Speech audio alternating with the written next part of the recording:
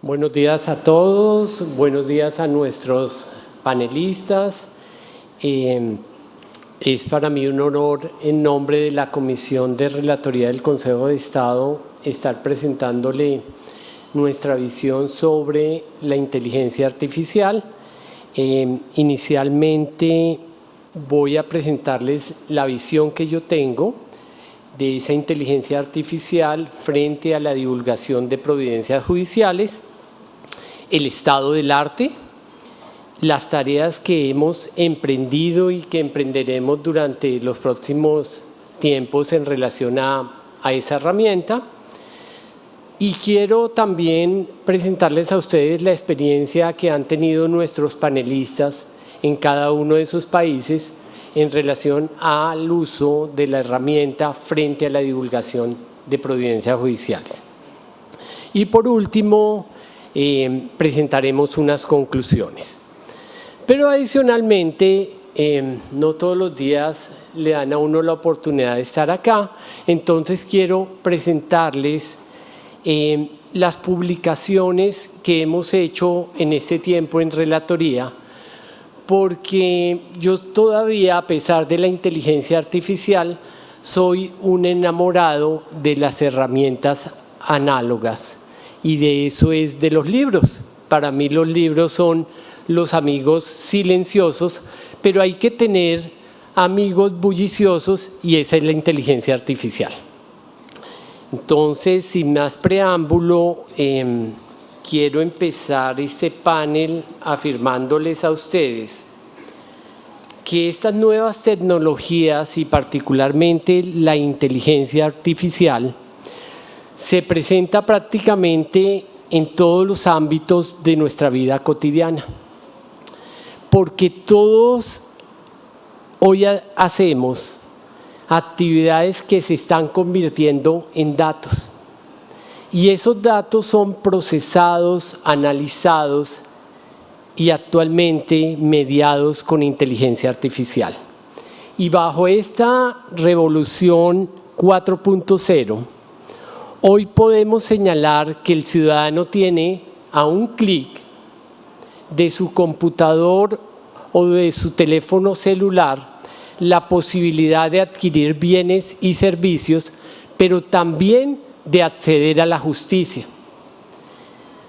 Y como lo hemos visto durante todas estas conferencias, todos tenemos muchos temores porque la inteligencia artificial y esa herramienta supone muchos beneficios, pero también muchos peligros.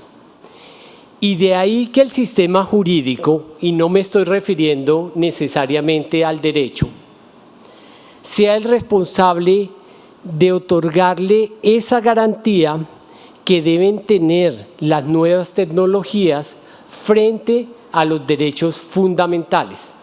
E incluso también el control que tienen esta nueva tecnología frente a aquellos que señalan o quieren tomar ventaja de la falta de normatividad o incluso de la extraterritorialidad.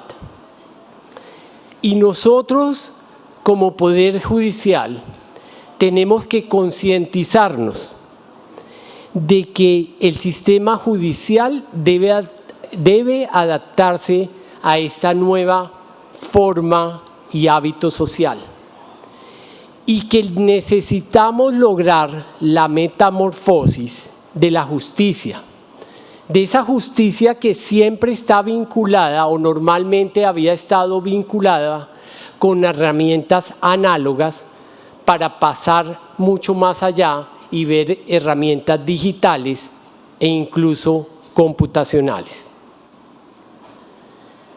Fíjense ustedes que hoy en día ya existen herramientas de inteligencia artificial para las decisiones judiciales. Y en la pantalla aparece el cofundador de Modria, que es Colin Rule, software que se utiliza en Ohio para temas de impuestos. Las discusiones litigiosas de impuestos en Ohio, muchas de ellas no se llevan ante el juez, sino utilizan esta herramienta. O los tribunales de arbitramiento en Nueva York para casos relacionados con accidentes automovilísticos, algunos de los casos son resueltas por esta herramienta.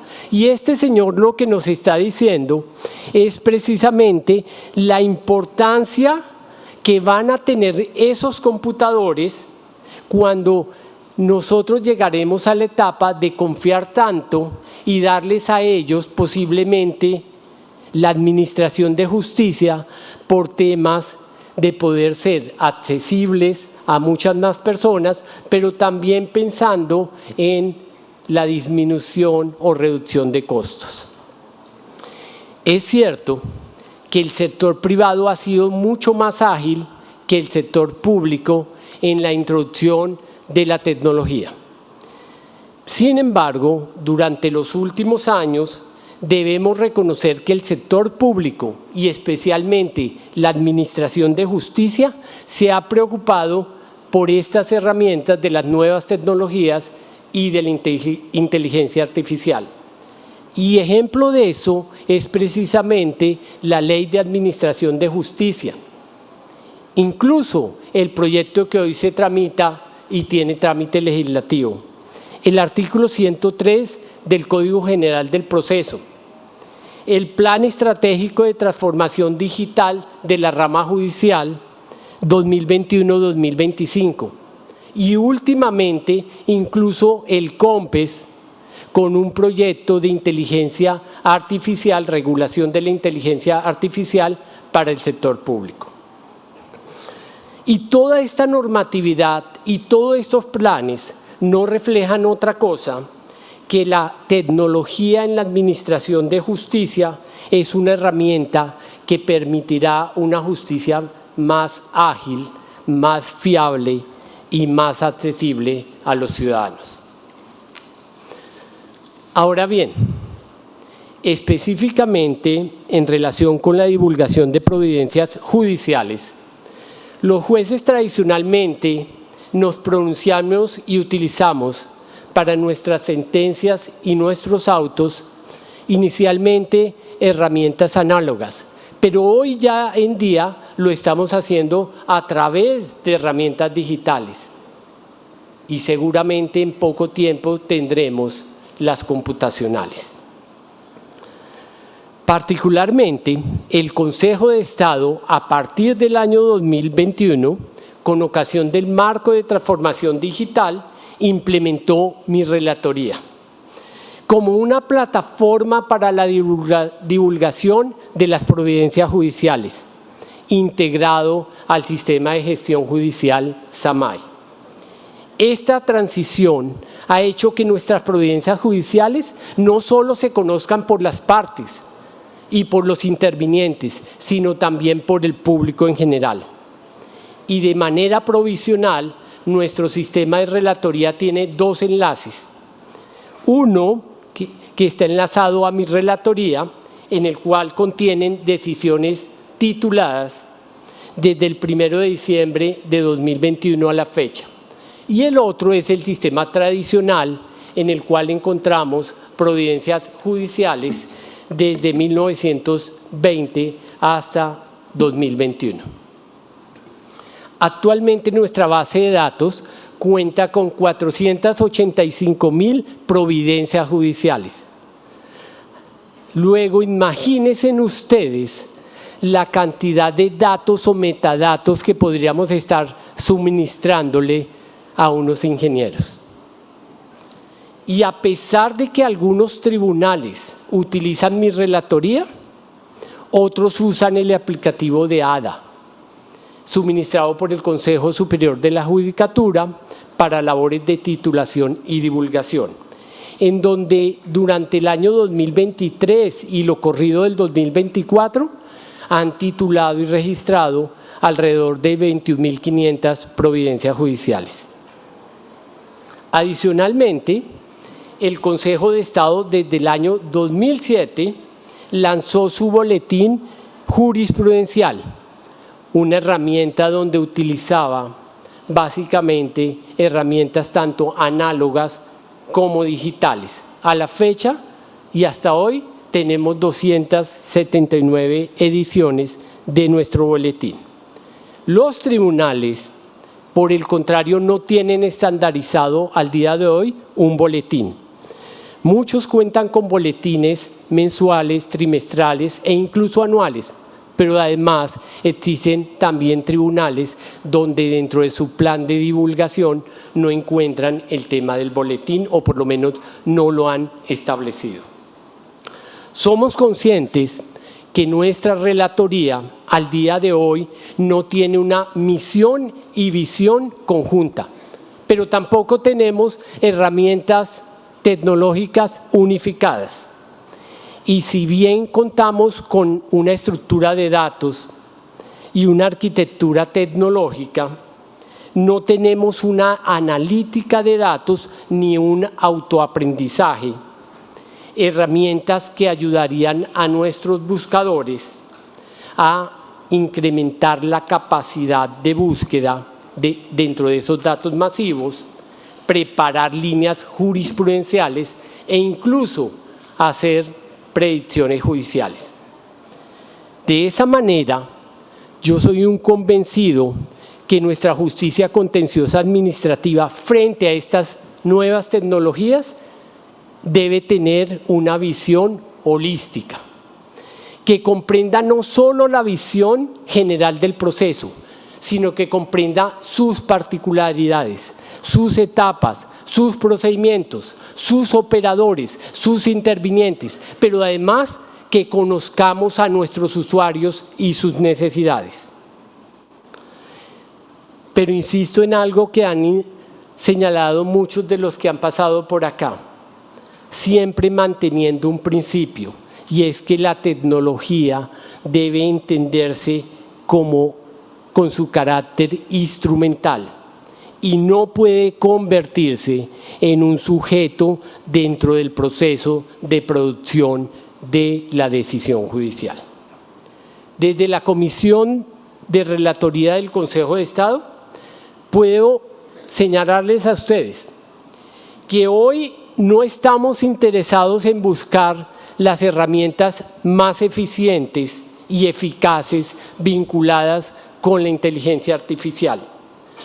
Primero estamos pensando en realizar una planeación estratégica para su implementación y uso, pero involucrando la totalidad de la jurisdicción de lo contencioso administrativo. Y dentro de ese propósito y las tareas que como coordinador de la Comisión de Relatoría hemos efectuado al día de hoy, están básicamente dos que quiero resaltar. Una, la creación de la Comisión Nacional de Relatorías de la Jurisdicción de lo Contencioso Administrativo. Y dos, la construcción de un boletín digital y computacional, que es el boletín que vamos a lanzar hoy, que es el número 480. Hace unos días, con gran alegría, la Sala Plena de nuestra corporación nos aprobó la iniciativa de crear una Comisión Nacional de Relatorías, conformada por el presidente del Consejo de Estado, por el director de la Comisión de Relatorías, por el director de la Comisión de las TIC, por todos los presidentes de los tribunales de la jurisdicción contenciosa administrativa y además con el concurso y participación del Consejo Superior de la Judicatura a través del CENDOC. Una de sus misiones de esa creación de la comisión es realizar el debate, la concientización y la formación para la implementación de esas nuevas tecnologías en la divulgación de las providencias judiciales. Y con eso pretendemos que, uno, unificar criterios de organización, clasificación y estandarización en la divulgación de los datos correspondientes a las providencias judiciales. Dos, preparar un manual de relatoría ya no del Consejo de Estado, ya no de los tribunales, sino de la jurisdicción contenciosa administrativa, para resolver esas tensiones en la difusión de la información judicial, porque hemos visto durante todas estas conferencias que existe una tensión entre derechos como el buen nombre, el habeas data, la privacidad, el derecho al olvido, que parecen estar en conflicto con derechos como la libertad, el acceso, la publicidad, la opinión y la transparencia de la información judicial. Y otra tarea que queremos hacer es articular esfuerzos por lograr mecanismos de integración, ya no solo dentro de nuestra jurisdicción contenciosa, sino con las relatorías de otras jurisdicciones desde el mutuo conocimiento y respeto. Y hemos construido un boletín digital y computacional. Ustedes lo van a poder observar en este código QR y en el código QR que aparece en nuestro stand de relatoría.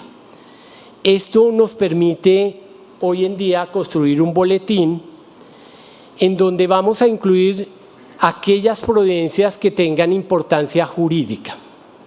Y lo curioso que vamos a hacer o estamos haciendo dentro del Consejo de Estado es que esas providencias son aprobadas y llevadas al boletín en la misma sala de decisión por parte de los magistrados y agilizamos el proceso de notificación e inclusión dentro del boletín. Además, como una ayuda a nuestros relatores, hemos utilizado una herramienta de inteligencia artificial que les ayudará a los relatores a construir resúmenes narrativos y periodísticos de las providencias judiciales. Y para evitar la preocupación de muchos, en esta inteligencia artificial es interna del Consejo de Estado sin que estemos compartiendo datos con terceros. Y finalmente, uno de los propósitos de nuestra jurisdicción es adoptar un procedimiento y un sistema unificado de ese boletín judicial y computacional. Este es el estado del arte de nuestras relatorías frente a las nuevas tecnologías. Y ahora, con el ánimo de conocer qué está ocurriendo, por lo menos en otros países, entonces invito a nuestros panelistas, primero a la doctora Patricia Bonilla y después al doctor Daniel Trejo, a que nos contesten básicamente las preguntas que aparecen en la presentación, y es como conocer la experiencia que ellos tienen en sus países en la divulgación de las providencias judiciales y las nuevas tecnologías, y incluir el tema de la protección de datos, que me parece que es muy importante tratándose de la divulgación de providencias judiciales. Entonces, tiene la palabra doctora Patricia. Gracias. Muy buenos días a todas y todos. Un gusto para el Poder Judicial de Costa Rica el haber recibido la invitación por parte del Consejo de Estado de la Jurisdicción Contenciosa Administrativa para poder compartir con ustedes la experiencia de nuestro Poder Judicial en la implementación de la inteligencia artificial. Agradezco al magistrado doctor Wilson Ramos la invitación que se nos cursara, y es un gusto poder compartir este panel con el doctor Daniel Trejo. Sin más preámbulo, a ver, el tema y las preguntas que se nos plantearon sobre el uso de la tecnología de la información en la divulgación de las providencias judiciales, y aquí hago una acotación importante porque probablemente voy a referirme a resoluciones judiciales, que es la forma en que le llamamos en Costa Rica. Entonces, entiéndese que sí, trataré, pero en Costa Rica, cuando me escuchen hablando de resoluciones judiciales, me refiero a las providencias de ustedes. ¿Cuál ha sido nuestra experiencia? en la implementación de este tipo de herramientas. Actualmente se están desarrollando diferentes proyectos a nivel institucional en diferentes fases del proceso. Ya está implementado uno que se incorporó hace como 2 años relacionado a la clasificación de escritos. La herramienta va agrupando los escritos de acuerdo al proceso y pues eso ha facilitado y ha eficientizado ese proceso como tal. Entonces, también hemos estado trabajando ya en el punto concreto de la divulgación de resoluciones en un proyecto que lo iniciamos alrededor del 2021. Empezamos a trabajar en él a raíz de un mandato legal. La Ley de Protección de Datos de Costa Rica inició en el 2011, entonces entró en vigencia en el 2011 y hay un artículo en esa ley donde se dice que en ningún caso serán conservados los datos personales que puedan afectar de algún modo a su titular. Entonces, la interpretación que le dimos es, bueno, si ya ha pasado 10 años de la vigencia de la ley, tenemos subidos en nuestro sistema de publicación de sentencias, que ahora más adelante voy a abordar, eh, alrededor de 1 millón de resoluciones que han pasado por diferentes procesos de criterios de despersonalización, donde en el 2003 esos criterios se basaban en las reglas de Heredia y fueron evolucionando, llegando al 2011, cuando se da la Ley de Protección de Datos, que ya nos da algunos otros criterios y la Sala Constitucional empieza a emitir otros, y del 2011 al 2024 también esos criterios han ido en constante evolución. Entonces, hay información, por ejemplo, hasta hace poco teníamos resoluciones donde en temas de familia se exponían nombres de resoluciones del año 1995, 1996, que se exponían datos en materia familiar de menores de edad, que es muy complicado el tema, ¿verdad? Que eso actualmente no se publica. Entonces, esto nos llegó a tomar la decisión de generar un proyecto. Si bien es cierto, se dice, mire, es que las leyes no son retroactivas, pero los derechos sí. Entonces, el proteger los derechos, ¿verdad? La responsabilidad de una institución por proteger los derechos sí está ahí. Entonces, nos llevó a tomar la decisión de qué hacíamos. Le preguntamos a la Agencia de Protección de Datos de los Habitantes de Costa Rica respecto al tema, lo discutimos con ellos y teníamos 2 opciones. O bajar esa información, la que ya había pasado más de 10 años para aplicar la ley, o la despersonalizábamos o anonimizábamos, como ustedes quieran llamarlo.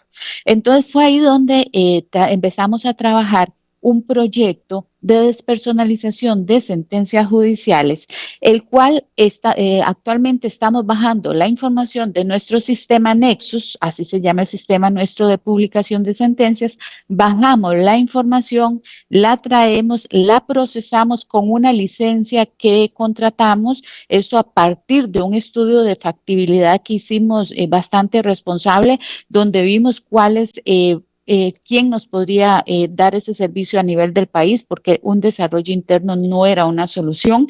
Y al ver que en el país no había, buscamos a nivel internacional y logramos encontrar una licencia que nos permitía realizar esa acción.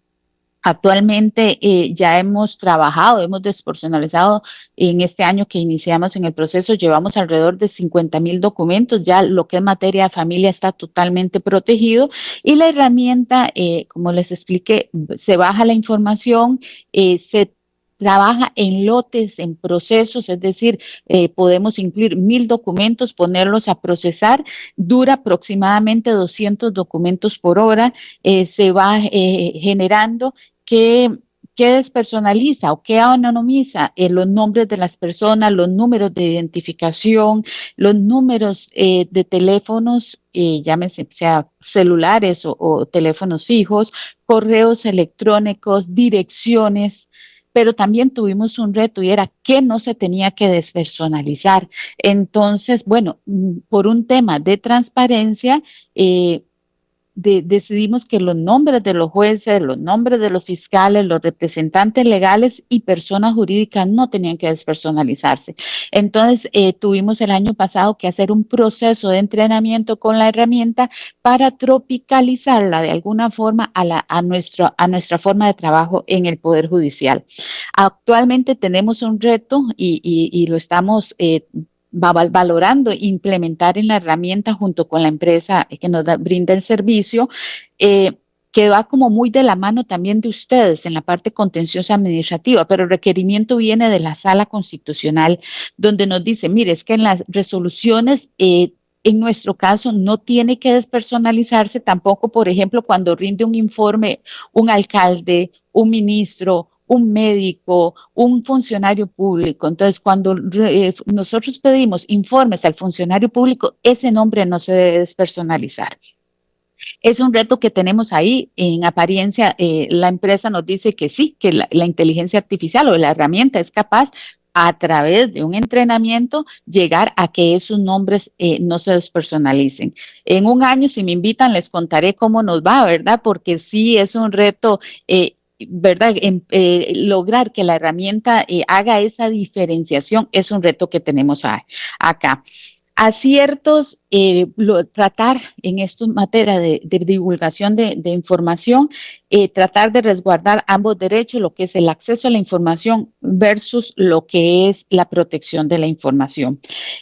Este trabajo que les digo que estamos haciendo, de querer hacerlo de forma manual, hicimos en el estudio de factibilidad que realizamos, nos dimos cuenta que poner a hacer ese procesamiento una persona a tiempo completo nos podría llevar 35 años. Entonces, ahora don Wilson, el magistrado Wilson lo decía muy bien, que también esto viene, la inteligencia artificial nos viene a ahorrar costos. Estimaría yo que si bien hay una inversión inicial que es costosa, pues también viéndolo en el tiempo, pues nos llega a ahorrar también no, no tan, bueno, la parte económica, pero también otros aspectos que son necesarios en el ahorro de eficiencia de la resolución de un conflicto.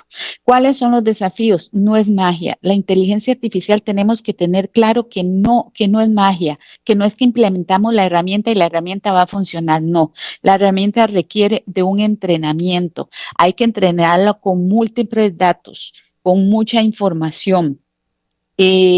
Requiere paciencia, porque al inicio nosotros llegamos y no nos daba el resultado que queríamos.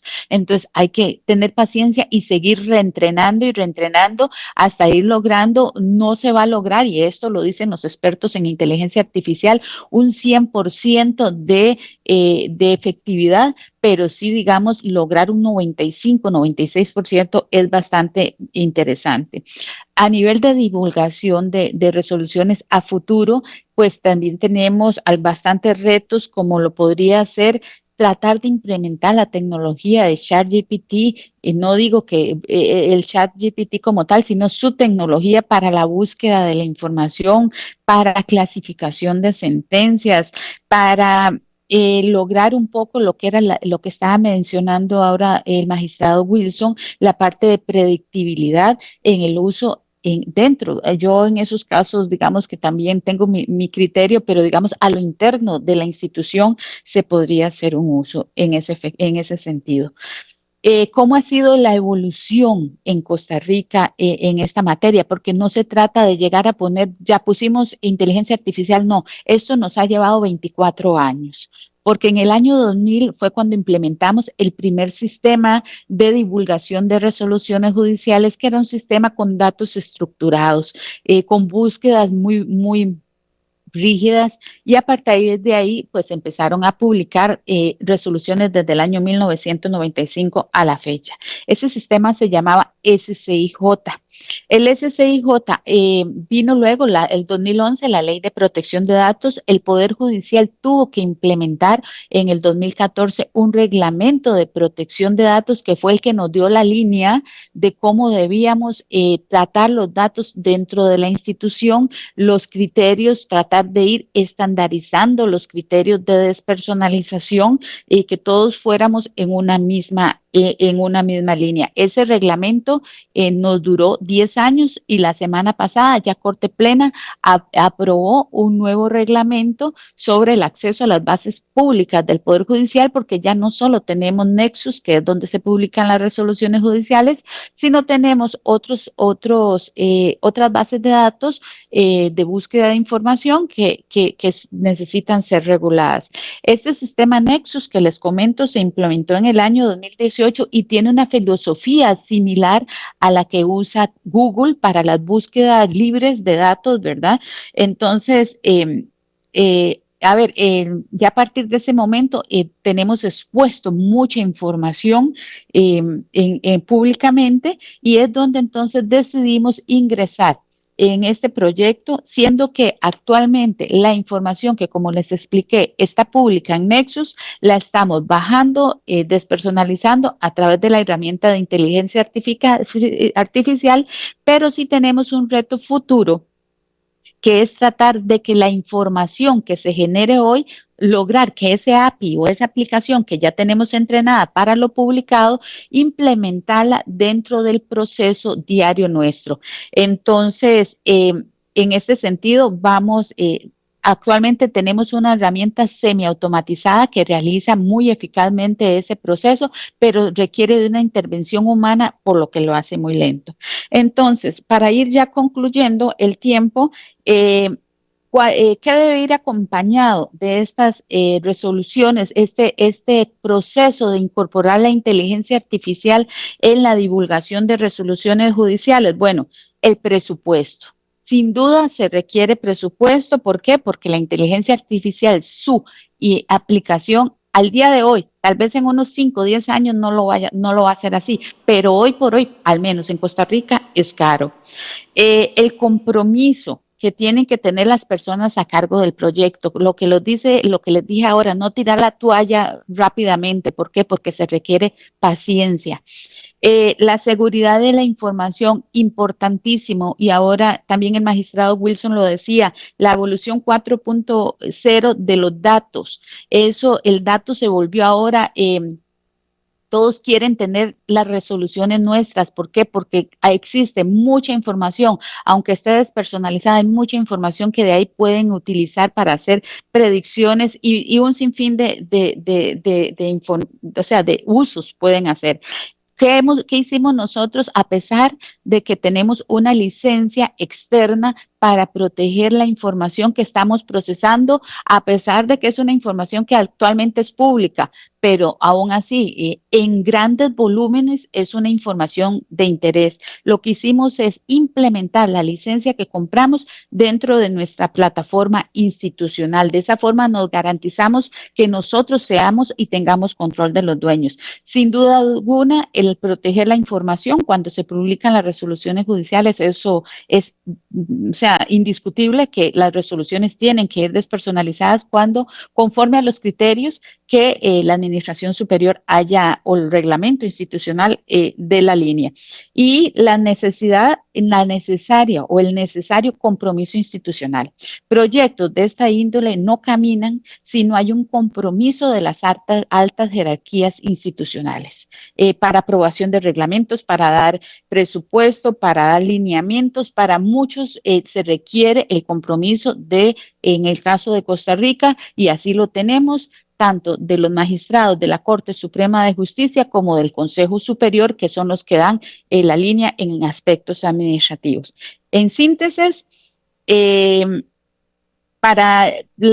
comparto los pasos que de forma personal creo que son necesarios para este tema: concientizar sobre el uso de la inteligencia artificial, el por qué, para qué requerimos implementarla. Ustedes lo están haciendo hoy en este congreso. Animarse a dar el paso, como lo decía ahora la expositora anterior, doña Mariana, buscar tareas mecánicas, ¿verdad? No, buscar aquellas tareas que son mecánicas para implementar el uso de la tecnología. Y yo, como soy una soñadora de muchos años, de 25 años casi de estar en el Poder Judicial, que siempre he soñado con proyectos, soñar. soñar que es posible y soñar en todo aquello donde podamos aplicar la inteligencia artificial, la cual no viene a sustituir al funcionario judicial, sino lo viene a apoyar, soñar en eso para dar el paso y lograr que nuestros procesos judiciales sean eficientes en beneficio de la persona usuaria. Muchas gracias. Doctora Patricia, muchas gracias por su participación. Ahora el doctor Daniel Trejo con la misma pregunta. Sí, muy buenos días a todos y a todas. Gracias, magistrado Wilson, y a todo su equipo, a todos los asistentes a este magno evento. Un respetuoso saludo a los bellos llanos de Oroniquía y sobre todo espero ya hayan disfrutado una cachama frita tan rica que es. Y bueno, atendiendo a las dos preguntas que nos hace el magistrado, en temas de clasificación, divulgación y tratamiento de la información, es algo que estamos empleando mucho, particularmente en México. Normalmente el acercar la información ya sea al operador jurídico o al justiciable, a través de estas herramientas de inteligencia artificial, facilita la identificación de asuntos similares.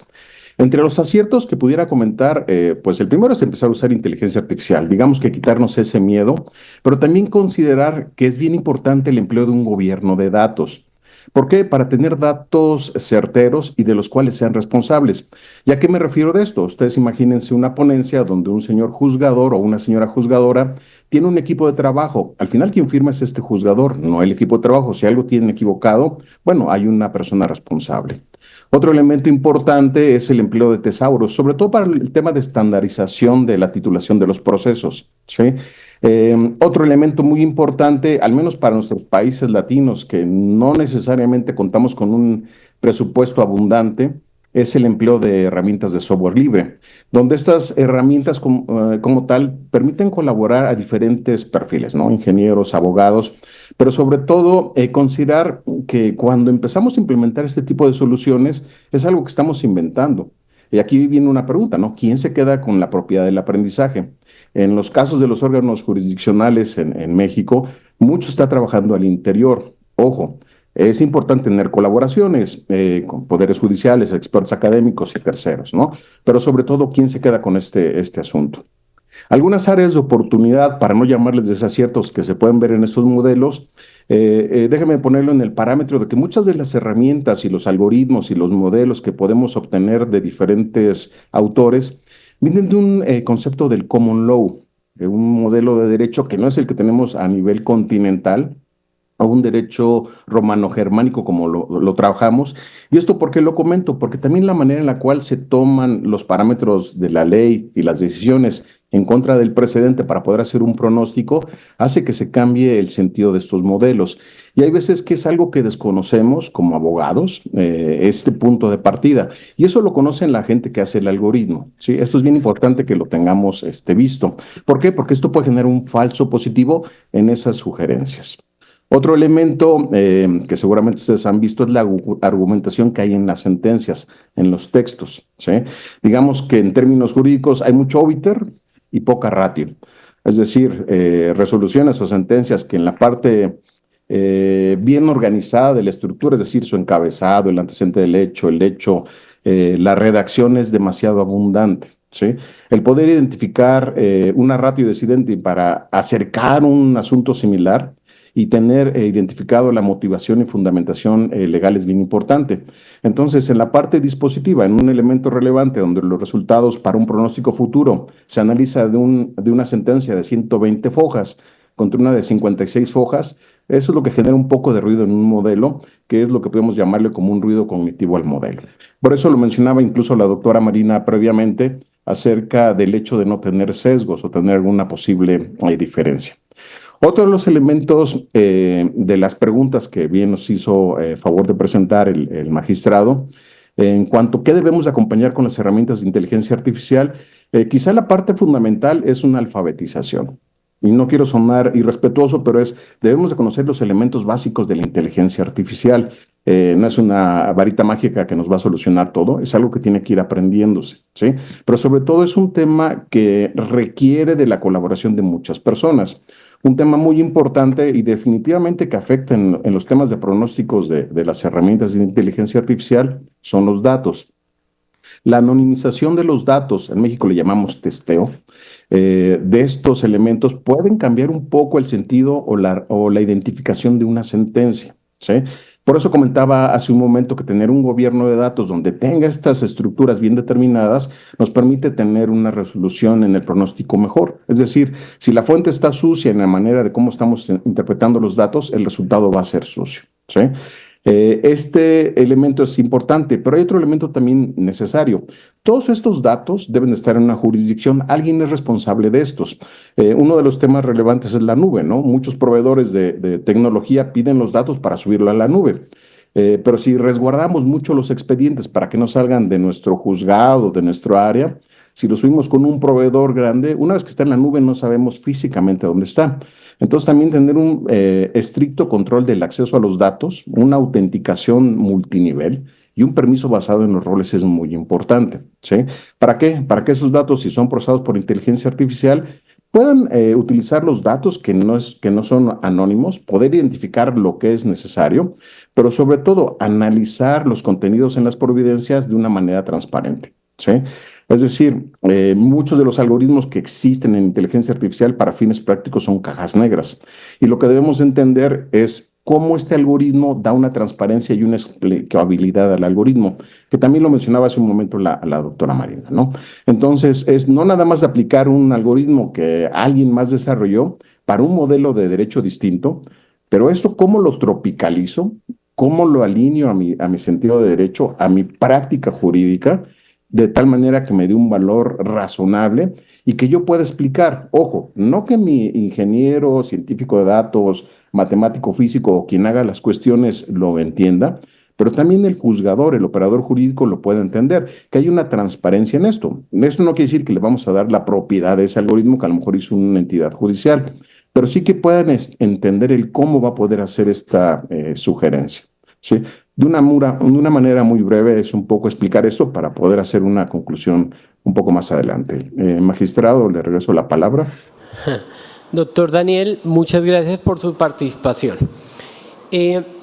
Con fundamento en estas presentaciones, nosotros llegamos básicamente a 3 conclusiones. La primera es que la implementación de las nuevas tecnologías y particularmente la implementación de inteligencia artificial es un proceso integral que comprende y necesita comprender la totalidad de la jurisdicción, en este caso contenciosa administrativa. La segunda es que la inteligencia artificial debe ser entendida como una herramienta al servicio de la justicia y no como un reemplazo a la administración de justicia. Y que el uso de las nuevas tecnologías y especialmente inteligencia artificial requiere de principios éticos, regulaciones legales e incluso códigos de conducta sobre su uso responsable para la protección de los derechos como el del buen nombre, el habeas data, el derecho al olvido, la libertad, la publicidad y la transparencia de la información judicial. Gracias a todos. De esta forma termino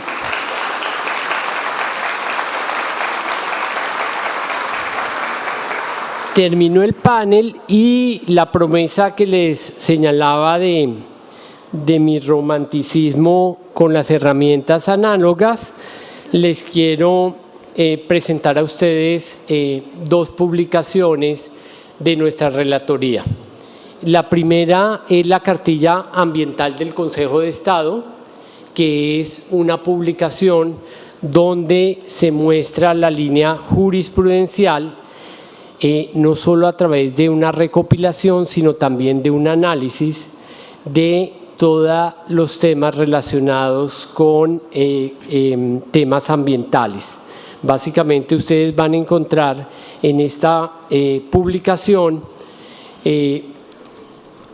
todo lo relacionado con aguas, constitución ecológica, contaminación ambiental, licencias ambientales, páramos, tenencia y protección de los animales, y además incluye un capítulo muy interesante y es el litigio estratégico en derechos medioambientales, un capítulo que fue elaborado por la Defensoría del Pueblo y muestra cómo la Defensoría ha tenido una participación muy importante en ciertas decisiones judiciales de carácter ambiental.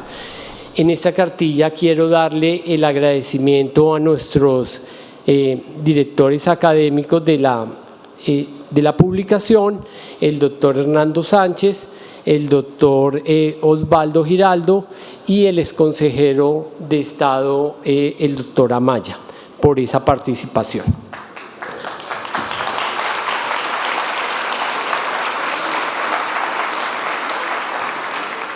El segundo libro se denomina Jurisprudencia Indígena del Consejo de Estado 1920 a 2023. Yo estoy enamorado de este libro porque es un libro que contiene la jurisprudencia más importante en materia indígena desde 1920. Está conformado básicamente por 12 capítulos que contienen temáticas como origen y evolución de la jurisprudencia contenciosa administrativa con la temática indígena, los derechos inherentes a la población indígena, la tensión entre el ordenamiento común y la autonomía de la jurisdicción indígena. Y quiero agradecer a la doctora Diana Remolina su participación también en el libro, en un capítulo acerca del impulso, desarrollo y fortalecimiento a la coordinación entre la Jurisdicción Especial Indígena y el Sistema Judicial Nacional. Adicionalmente, en este libro también tuvo participación la Defensoría del Pueblo y el rol que ha tenido esta Defensoría en la protección de los derechos humanos. En las dos publicaciones, muy agradecido con los relatores y con los despachos. Ellos son realmente los autores de todas estas publicaciones. Estas publicaciones van a estar en el stand de relatoría y todos ustedes tienen derecho a tener una de estas publicaciones. Los que todavía ya se desenamoraron del libro lo pueden tener en medio digital. A todos, muchas gracias y muy amables.